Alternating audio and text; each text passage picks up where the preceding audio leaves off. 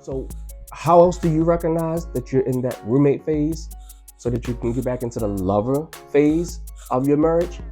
You have to name it. You have to talk about it after you name it. And it's great because like this is biblical. Marriage is biblical. But everything that has a name has to bow at the feet of Jesus. Like it has to be conquered because he says so. So if you don't name it, how can you cause it to bow when you call on your Father's name? So you have to name that roommate phase. You have to name what it is. You have to name that business partnership. You have to call it out and say, this is not what I want. And because it's not what I want, I turn it over to him. It now must bow at his feet. So again, we talked about asking yourself important questions to recognize these things. And for this one, we have, am I holding on to resentment or unspoken expectations? So asking that of yourself and then turning it to your spouse and saying, are you?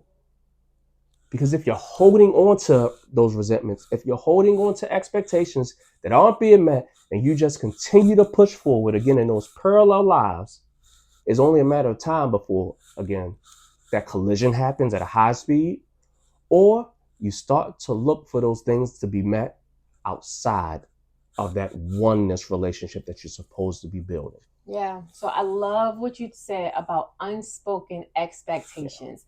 An unspoken expectation has 100% chance of going unmet. Okay. So it's so important that you talk about what your expectations are. Like when I come in the house, I need to say what my expectations are.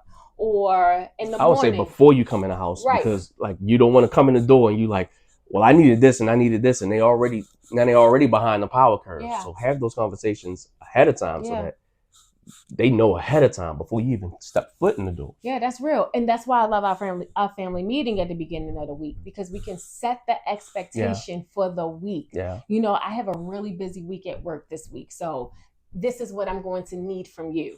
This is how I'm going to need to be supported. And you're setting your spouse up for success because you're telling him what you need. So I know it's just so important that you say what it is. The smallest thing, you know what? This for real, babe. I would really love for my coffee to be ready when I get up in the morning.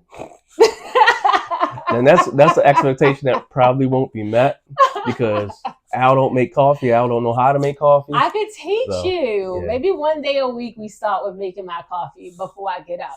But if that is something that it's like, babe, that would make such a big difference in my week, and you share that, you guys can work on pursuing to make that happen. But if I never tell him I would really like you to make my coffee, it's never going to happen, So you have to be honest about the things that you need, and being on the receiving end of that.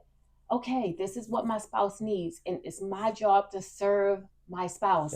My job is to outserve him. So I'm going to go ahead and I'm going to take care of that need, because in turn, it makes your spouse want to take care of your needs as well. And then it's just like, oh, he's going to serve me like that? Well, let me serve him like this. And it's just like, how can we outserve each other? And that's a great place to be in your relationship. But it starts with sharing what the expectation is. That's probably the one place in your marriage where it's actually a healthy competition.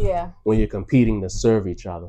And again, like these expectations and the things that go unmet and things like that, it's all hand in hand. Like the reason that you have resentment is likely because you had expectations that were never spoken and they went unmet, and now it continues to build up, and now you feel some kind of way because the dinner wasn't cooked when you came in the house, but it was never an expectation. The house wasn't clean when you got home, but it was never a spoken expectation.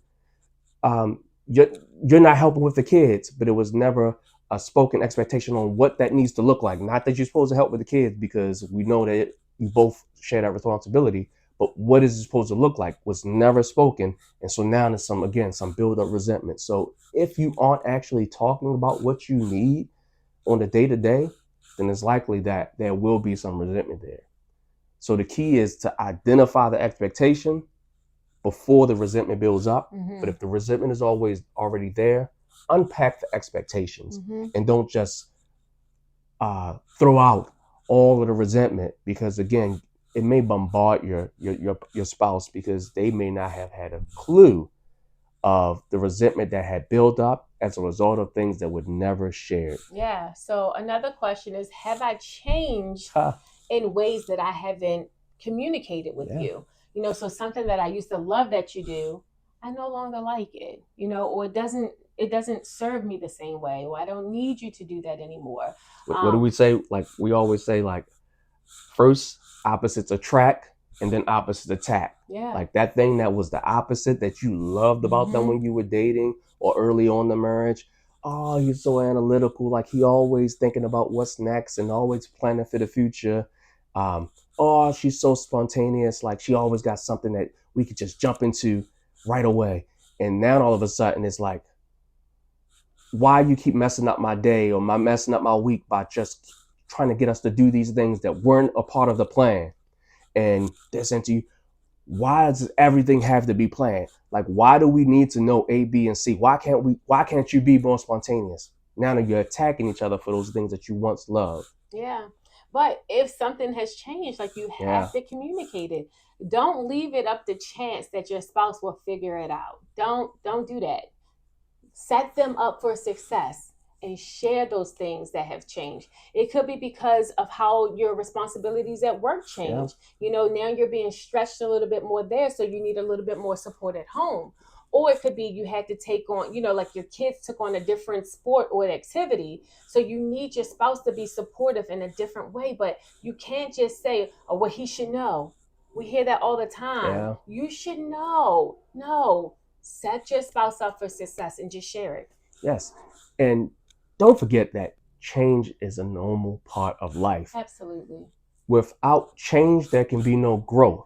So as long as you're growing in a healthy way, like, it should be no problem in your marriage that your spouse has changed. But if you're not having those check-ins, if you're not communicating what's going on with you, you may not recognize that it is growth. And you may again just say, everybody's favorite word, we're growing apart. But you can grow together. You can grow in a new way. You can grow towards that vision and accelerate yourself as long as you remain on that same page. Yeah, it's so crazy. I just had this analogy pop in my head.